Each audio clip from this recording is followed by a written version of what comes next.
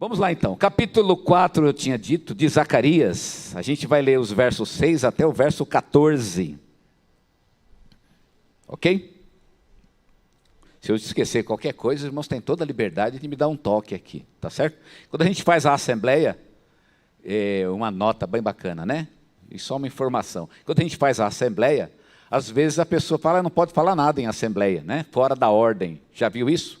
Que você não pode falar fora da ordem. Mas se tem uma coisa fora da ordem, e você sabe que aquilo é importante, é uma informação que pode mudar o rumo da Assembleia, você levanta a mão e você diz, pela ordem.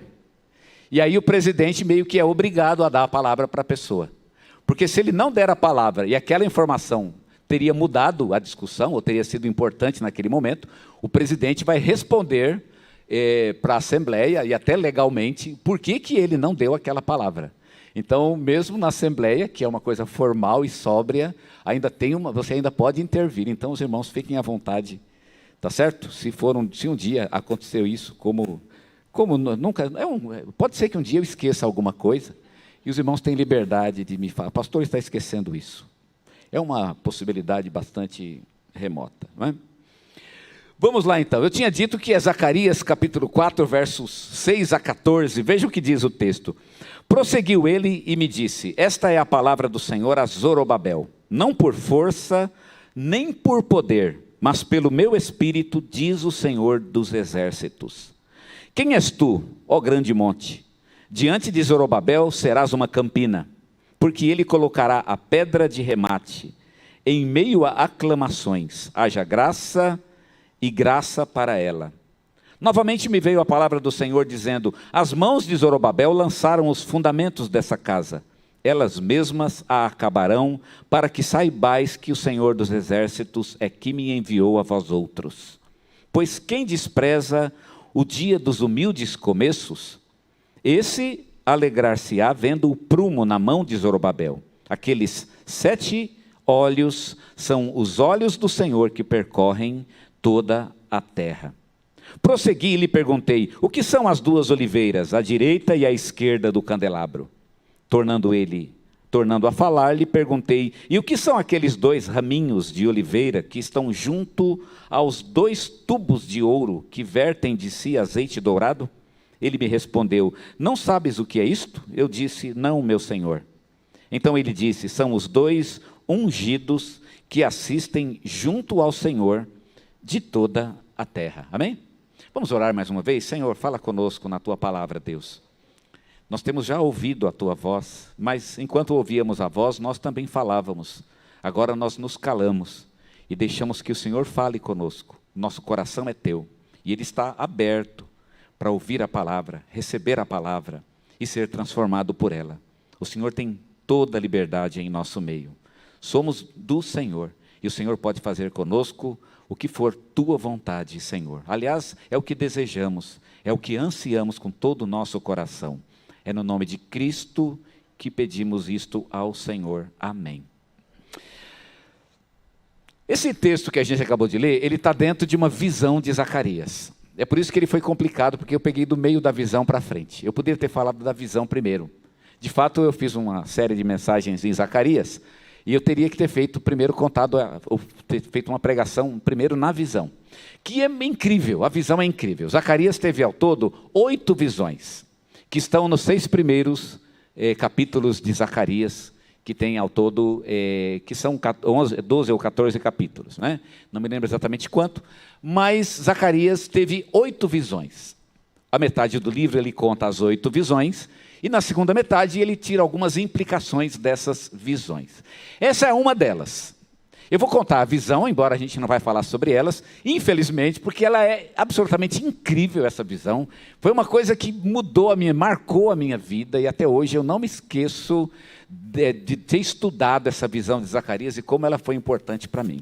Zacarias, ele viu um candelabro de ouro. Um candelabro é aquilo que é um candelabro de 7 pontas. Não sei se vocês já viram um candelabro judaico. É um que tem uma haste no meio, e daquela haste saem as pontas, né? Em cada ponta tem uma lâmpada. Então tem candelabro de uma ponta só, tem uns que tem 2, tem umas que tem 3, conforme o tipo de candelabro, que pode iluminar mais ou iluminar menos. Então tem um certo número de lâmpadas. Era um candelabro, então, que tinha uma haste principal, e ao todo 7 lâmpadas, 3 tubos de cada lado. E na base desse candelabro tinha um vaso, onde ficava o azeite. O azeite, então, ele alimentava a haste principal, e a haste principal alimentava os 7 tubos. Isso pode parecer uma descrição meio burocrática, mas, irmãos, quando a gente aprende o significado disso, é realmente incrível. Mas, como eu disse, nós não vamos poder falar nisso hoje. Mas os irmãos precisam entender isso para saber o que vem a seguir.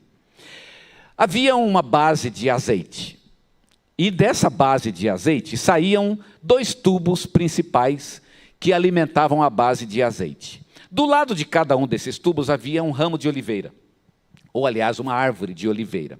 Essa árvore de oliveira tinha um ramo, e o ramo ele tinha acesso ao tubo. Então, agora contando o que está acontecendo, vocês vão entender. 2 ramos, 2 oliveiras, e o ramo voltado para um tubo. A oliveira verte o azeite no tubo, o tubo conduz o azeite para a base do candelabro, o candelabro alimenta de azeite a haste principal, e a haste principal alimenta os 7 tubos que estão ligados à haste principal.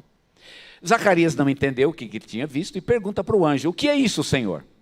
E o anjo então responde, nós acabamos de ler isso, ele fala, isso é o significado da visão, não por força, nem por violência, mas pelo meu espírito. O que significa é que o que mantém as lâmpadas acesas não é a força nem a violência, mas é o azeite que é vertido naturalmente da oliveira, que cai naturalmente pelo tubo, que enche naturalmente o vaso, que alimenta naturalmente a haste principal, que alimenta naturalmente os tubos, que alimentam naturalmente as lâmpadas que estão na ponta desses tubos. Vocês entenderam? Não? Deu para pegar, né? Muito bem. Essa foi a visão, e é a partir daí, então, que a gente começa o nosso texto.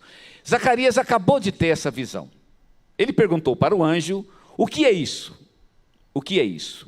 E aí no capítulo 4, no versículo 6, então, ele disse, no versículo 5 ele ainda insistiu, não sabes o que é isso? E ele responde, não, meu senhor. E no versículo 6, que acabamos de ler, então ele diz, esta é a palavra do Senhor a Zorobabel, não por força, nem por poder, mas pelo meu espírito, diz o Senhor dos exércitos. É interessante que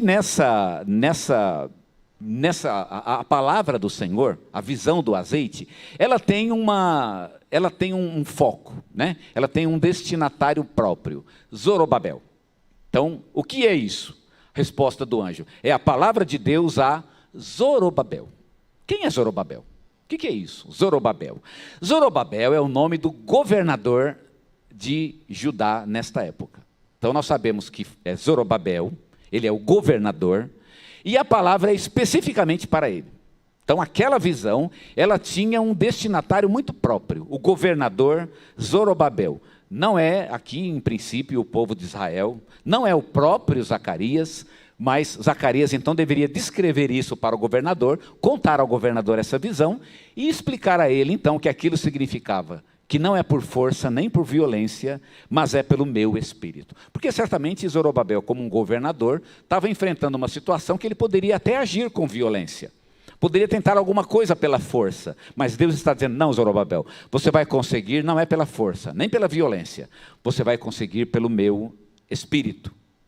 Mas também nós ficamos sabendo aqui que essa visão, ela também é direcionada, ou ela fala a respeito de 2 ungidos. 2 ungidos que servem a Deus. Ele tinha dito isso, capítulo 4, no versículo 14, ele diz, então disse, no versículo 13 ele responde, não sabes o que é isso? E eu disse, não. Zacarias não sabe nada, coitado. Está parecendo a gente aqui, né? Não sabe nada, não está entendendo, mas Deus está explicando. No versículo 14, esses são os 2 ungidos que assistem ao Senhor de toda a terra. Se fosse um ungido, eu entendia. Um ungido só pode ser o Zorobabel. Ungido é aquele que é consagrado a Deus para uma missão, uma tarefa. Um ungido é o Zorobabel. Mas por que 2? Supondo que Zorobabel seja um, quem seria o outro? A gente sabe quem é o outro, porque Zacarias ainda vai falar sobre o outro. Então os 2 ungidos são Zorobabel e Josué. Quem é Josué? O sumo sacerdote. Então, o texto se refere ao governador, Zorobabel, e ao sumo sacerdote, Josué. São as duas pessoas a quem se dirige, portanto, a palavra do Senhor. A gente fica sabendo disso lá no 6, versículo 9, aonde ele diz isso, né? E aí nesse texto, então, ele vai falar a respeito desses dois ungidos, Zorobabel e o sumo sacerdote Josué. Bem, eu queria pensar o que significa isso. Antes de pensar no significado disso tudo, eu queria destacar uma coisa que eu achei e me falou muito ao coração nesse texto. O fato de que Deus usa pessoas para abençoar pessoas.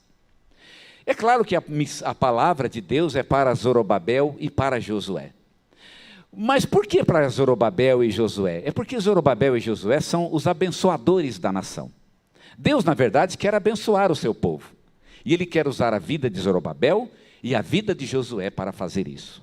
Como hoje, por exemplo, Deus quer abençoar o seu povo. E Ele quer usar pessoas para fazer isso. E é maravilhoso pensar que Deus usa pessoas para abençoar pessoas.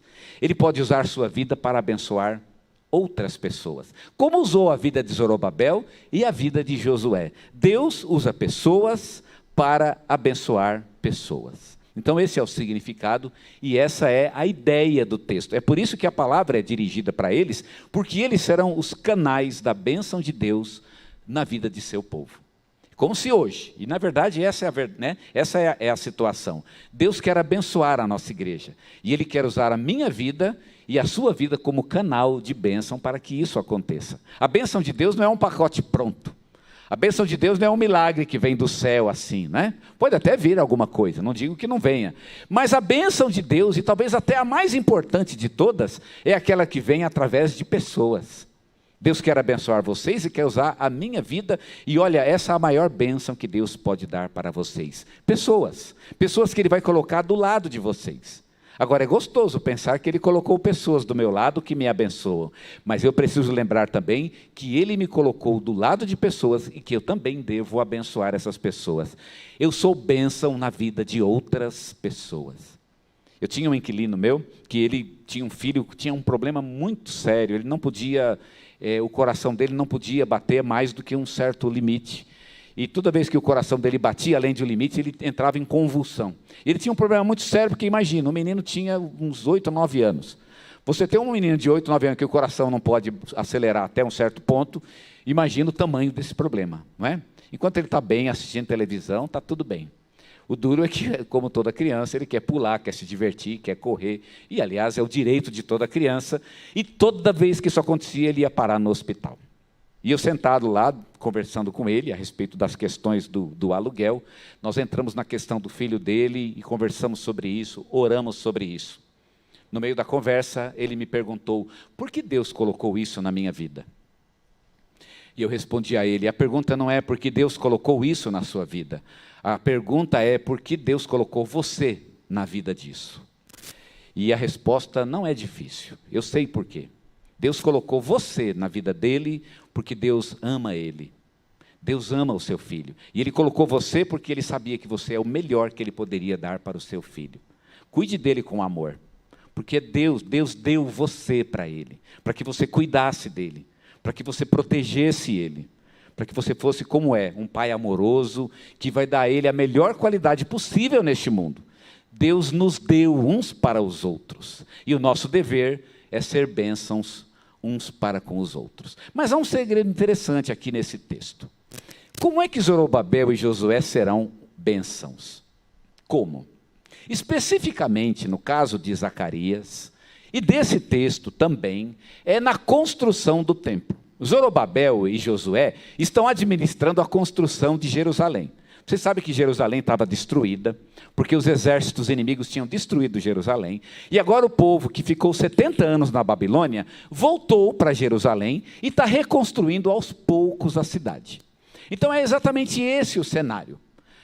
Neemias, por exemplo, um pouquinho depois ele vai trabalhar na reconstrução dos muros, e Zorobabel trabalha aqui então na construção especificamente do templo.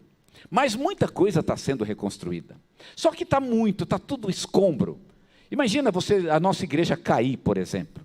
Não importa quanto você mexa, né? Eu tiro os tijolos daqui, coloco ali, eu tiro o entulho que está aqui, ponho ali, mas parece muito pouco. As necessidades são tantas. Tem tanta coisa para fazer, e Deus vai mostrar que Ele vai usar Zorobabel para trabalhar em coisas pequenas. Daqui a pouco nós vamos falar sobre essas coisas pequenas, que Deus usa coisas pequenas para abençoar outras pessoas. O que Zorobabel está fazendo? E aqui a ideia de Deus é incentivar Zorobabel. Zorobabel, continua firme. Esse é o caminho. Não desanima não. Pode parecer que é pouco, que não está acontecendo nada, pode parecer que não está sendo abençoado, parece que Deus não está com vocês, mas Ele está. Continua firme, vai avante. E a ideia de Deus aqui é incentivar Zorobabel para que Zorobabel continue o seu trabalho. O que Zorobabel está fazendo? Rapidamente, só para os irmãos saberem o que ele está fazendo. No versículo 10 diz assim, versículo 7 disse assim: quem és tu, ó grande monte? E é bem bacana a maneira como Zacarias fala isso de forma poética. Quem és tu, ó grande monte? Diante de Zorobabel serás uma campina. Por que ele diz isso? Ele faz um hino ao monte. Quem é você, monte? E ele fala, pois é, Zorobabel vai fazer você virar uma campina. Por quê? Porque na reconstrução de Jerusalém, Zorobabel aplana o terreno.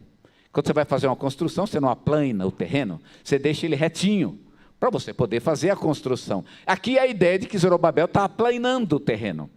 O terreno ainda está na fase de aplanar ainda, está deixando reto o terreno. Pode parecer pouco. Quando a gente deixa um terreno reto, não tem nada. Talvez tenha uma construção bonita no futuro. Agora está aplainando o terreno somente. E Deus está dizendo isso. Gente, eu só estou aplainando o terreno. Vocês querem uma coisa bonita, grande, maravilhosa? Espera um pouco. Agora é hora de aplainar o terreno. É o que Zorobabel está fazendo. Segunda coisa, nós poderíamos falar de outras, mas um outro exemplo no versículo 10. O versículo 10 diz assim: pois quem despreza o dia dos humildes começos, esses se alegrarão vendo o prumo na mão de Zorobabel. E eu acho bacana a expressão, vendo o prumo.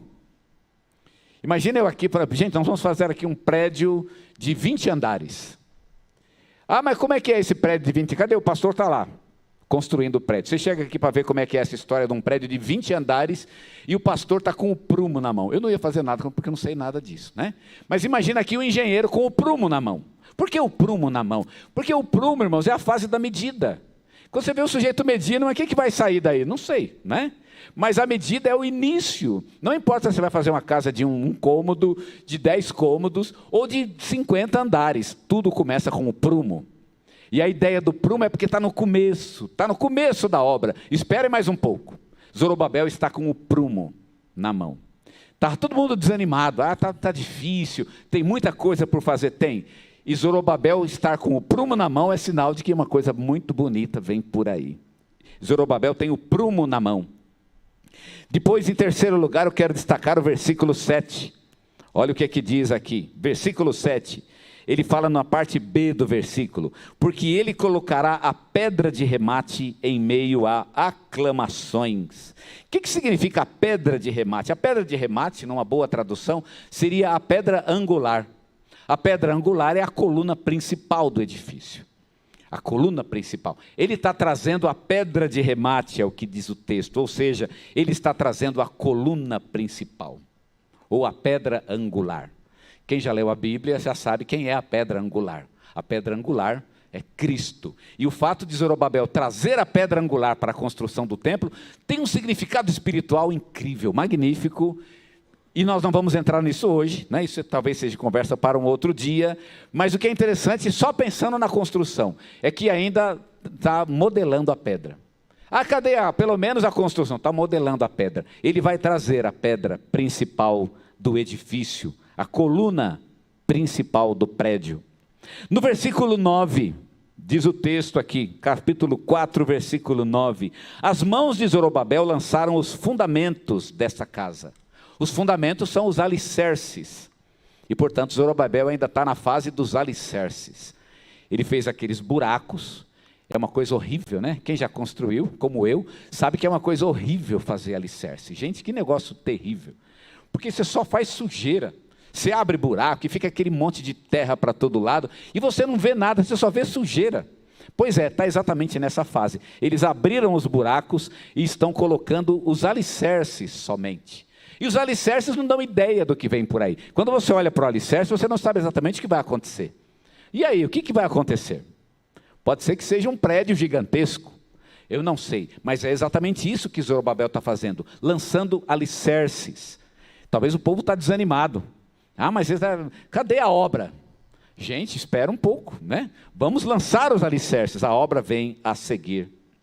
E finalmente no versículo 9, diz o texto no verso 9, as mãos de Zorobabel lançaram os fundamentos dessa casa, elas mesmas a acabarão, para que saibais que o Senhor dos Exércitos é que me enviou a vós outros. E eu acho linda essa expressão. Zorobabel colocou o alicerce, pois é, a mão dele vai terminar essa obra. Não é outra mão, não. Porque você pode, vai ser daqui 50 anos. Coitado do Zorobabel, já morreu daqui 50 anos. Quando eu estava construindo a minha igreja lá, antes de vir para cá, os irmãos sabem que a gente estava construindo um templo. E o pessoal sempre brincava, é só os nossos filhos que vão terminar essa obra. Aí eu falava para ele, se eu souber que é meu filho que vai terminar, eu nem começo. Se começar assim, não vai dar certo. Não é? Porque eu quero terminar eu mesmo. Eu estou sonhando com o meu futuro gabinete, né? Todo lindão, com, né? Aquele negócio de vidro. E, né? Eu quero isso. Se eu souber que eu não vou conseguir, para que eu vou começar? Meu filho que começa então, não é verdade? Essa é a ideia do texto. Zorobabel começou, Zorobabel vai terminar. Deus começou uma obra através dele, Deus termina uma obra através dele. E o que é bonito é que nisso tudo, Deus está abençoando o seu povo através de Zorobabel. Eu queria tirar 2 lições desse texto, para que nós as destacássemos hoje. A primeira delas é a seguinte: Deus usa pessoas para abençoar pessoas. Deus usa pessoas para abençoar pessoas. A estratégia de Deus são as pessoas. Olha o que diz aqui, né, no versículo 14. Então ele me disse, são os 2 ungidos que assistem junto ao Senhor de toda a terra. Por que ungido? Ungido significa que eles são consagrados por Deus. A unção era feita com óleo. Eles derramavam óleo na cabeça e a partir daquele momento, aquilo ou a pessoa era consagrada a Deus. Esses homens são consagrados a Deus para abençoarem o povo de Deus. Ou seja, Deus está consagrando pessoas para abençoar pessoas. E por isso, Ele quer usar nossas vidas para reconstruir vida de outras pessoas. É como se as pessoas estivessem em escombros. E você vai encontrar muitas pessoas assim. Pessoas que estão caídas, destruídas, prostradas. Alguns de nós talvez caiu um cômodo, mas teve gente que caiu a casa toda. E o nosso dever é estar junto dessas pessoas e começarmos a lançar juntamente com elas os fundamentos de algo novo, algo belo que Deus vai fazer na vida dessas pessoas. Nós podemos ser usados para isso. É uma estratégia de Deus. Somos ungidos de Deus para abençoar outras pessoas. A segunda lição, eu tinha dito que eram 2. A segunda é que nós não precisamos fazer grandes coisas para abençoar as pessoas. Pequenos gestos, praticados pela unção do Espírito Santo em nós, podem ser um grande passo para o futuro de Deus na vida das pessoas. Olha o que disse o versículo 10. Versículo 10. Pois quem despreza o dia dos humildes começos? Quem despreza o dia dos humildes começos? Numa outra tradução que eu li, na qual eu estudei, ela diz o seguinte: quem despreza o dia das coisas pequenas? A primeira vez que eu li esse texto, essa mensagem ficou na minha mente. O que significa isso? Eu ainda não tinha estudado a fundo e tive que fazer alguma coisa, e o Espírito Santo colocou no meu coração essa frase: quem despreza o dia das coisas pequenas? E eu fiquei muito ansioso para voltar ao texto para entender o que significava isso. O que significa essa pergunta? Quem despreza o dia das coisas pequenas? Talvez essa pergunta você deveria responder: você despreza o dia das coisas pequenas? Quer dizer, o dia que você faz coisas pequenas e humildes, você acha isso que é pouco? Você despreza isso? Não, só me importa para mim coisas grandes, coisas incríveis e maravilhosas. Pois é, o texto diz, se você despreza o dia das coisas pequenas, Deus não despreza Olha o que é que diz o texto. Quem despreza o dia dos humildes começos? Pois este alegrar-se-á, vendo o prumo nas mãos de Zorobabel. Quem é que vai se alegrar vendo o prumo nas mãos de Zorobabel? Deus. E é engraçado pensar nessa ideia, né? Olha que ideia que o texto coloca. Vai lá ver o que Zorobabel está fazendo. Ele está medindo. O povo está reclamando porque, mas está medindo, mas não está acontecendo nada. Eu não estou vendo nada. Pois é, ninguém fica feliz com Zorobabel medindo. O pessoal acha que isso não é nada. Isso é pouco. Mas o texto diz, Deus está feliz. Você pode não estar, mas Deus está. Quer dizer, por que você não está feliz se Deus está? Sabe por quê? Porque Deus sabe uma coisa que você não sabe. Você não está feliz porque você não sabe, mas Deus sabe. Deus sabe o que vem por aí. Ele está olhando para o futuro. Ele está feliz com esse futuro. E se você não está feliz com o futuro, você está com algum problema. Você não está em sintonia com a visão de Deus. Deus está feliz com esse momento, o momento da medida, o momento do lançamento do alicerce, o momento de aplainar o terreno. Deus está contente com isso, porque Ele sabe o que vem por aí. E olha que bacana, o texto mostra exatamente isso. Aqueles 7 olhos são os olhos do Senhor que percorrem toda a terra. Por que os 7 olhos aparecem? Os 7 olhos haviam aparecido um pouco antes, e aqui eles aparecem de novo. Mas por que eles são colocados exatamente agora? Deus está feliz com o que está acontecendo, porque os 7 olhos do Senhor estão percorrendo a terra. Os 7 olhos são o símbolo da soberania de Deus, da sua onisciência, o fato de que Ele sabe tudo.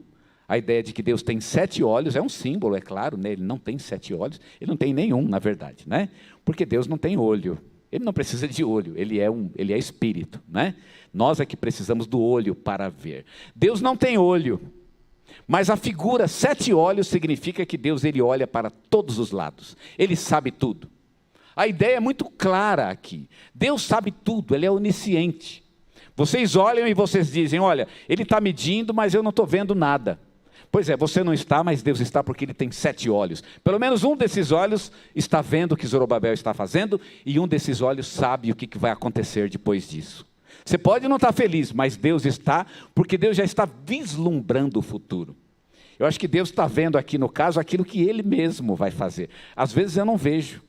Eu não vejo nem o que Deus vai fazer na minha vida, nem na vida dos outros, mas Deus está vendo. Ele está feliz com isso e está contente. Não é bacana pensar nisso? Deus está contente. Olha que bacana, eles aplainaram o terreno. E Deus está feliz. Mas aplainar dá trabalho. É sujeira, vai fazer alicerce, é sujeira. Não, Deus está feliz com isso, porque Deus está vendo Deus está olhando para o futuro. Deus está vendo aquilo que Ele mesmo vai fazer. Ele está vislumbrando esse futuro através dos seus 7 olhos. Nós só temos 2, né? E que também não vale nada, vamos falar a verdade, né? Os 2 só veem o que é material, só vê o que está na frente, mas Deus pode ver o que está além. Ele vê o futuro, Ele vê a realidade espiritual que nós não podemos ver. Deus está feliz porque em sua onisciência Ele conhece o fim do trabalho pequeno que Zorobabel está desempenhando. O que Zorobabel faz pode ser simples. Eu acho que Zorobabel, eu estou imaginando que talvez Zorobabel está meio desanimado, né? Mas está difícil, está numa fase muito complicada, a gente está fazendo coisas pequenas e parece que está andando em círculos, não chega em lugar nenhum, e Deus está dizendo, não Zorobabel, é isso mesmo, continua firme, você está no caminho certo, vamos lá. Deus está feliz e está vislumbrando algo que talvez o próprio Zorobabel não esteja vendo. E é bacana pensar nisso, né? Esse é o dia das coisas humildes. Não despreze o dia das coisas humildes, não despreze. E eu queria pensar em que lição isso nos ensina, a ideia de que não devemos desprezar o dia das coisas humildes. Grandes obras de Deus começam com coisas humildes.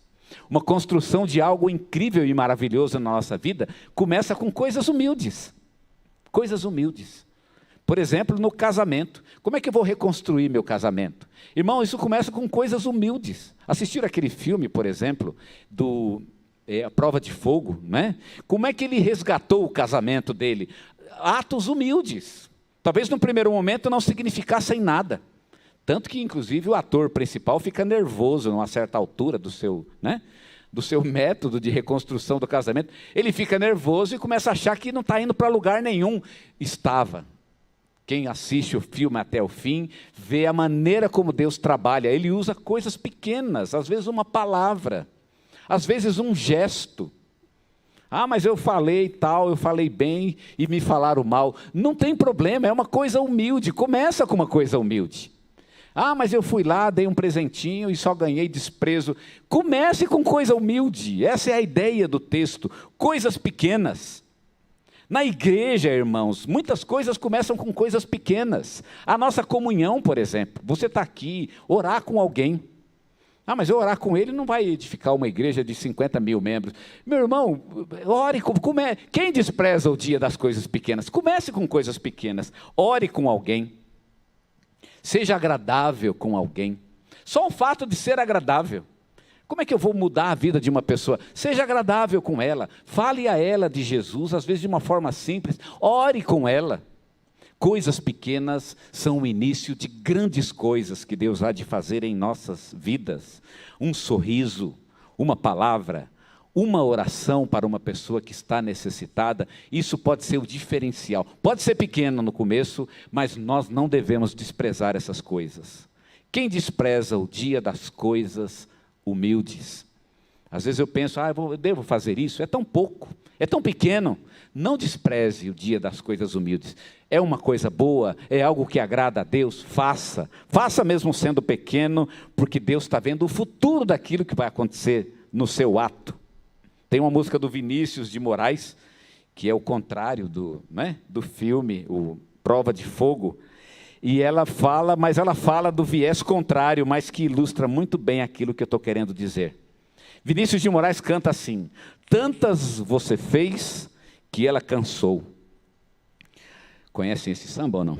Tantas você fez que ela cansou. Porque você, rapaz, abusou da regra 3, onde menos vale mais.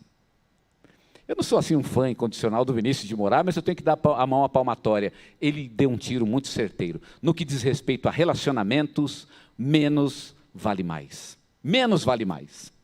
A gente começa com coisas pequenas. É a regra 3, não é? Onde muda o sinal lá, não é? Menos vale mais. E isso vale para relacionamentos, principalmente se Deus há de usar nossas vidas para fazer realmente algo belo. Belo na nossa família, belo na nossa igreja, algo belo nas vidas que nós tocamos, nas pessoas a quem queremos ministrar. A gente fica reclamando. Ah, mas a pessoa é não sei o quê, é safada, é sem vergonha, aquilo não tem jeito. Meu irmão, comece com coisas humildes, coisas pequenas, ore por ele. Fale uma palavra boa. Não insista nas coisas pequenas. Coisas pequenas podem ser um diferencial gigantesco no futuro, e era isso que Zorobabel tinha que saber. É como se Deus estivesse falando: Zorobabel, não desanima não. Vai firme, meu querido, vai firme, porque daqui a pouco você vai ver. Hoje você está medindo, mas amanhã você vai estar entrando no prédio. E você vai ver que coisa bonita Deus vai fazer através da sua vida. Através da sua vida.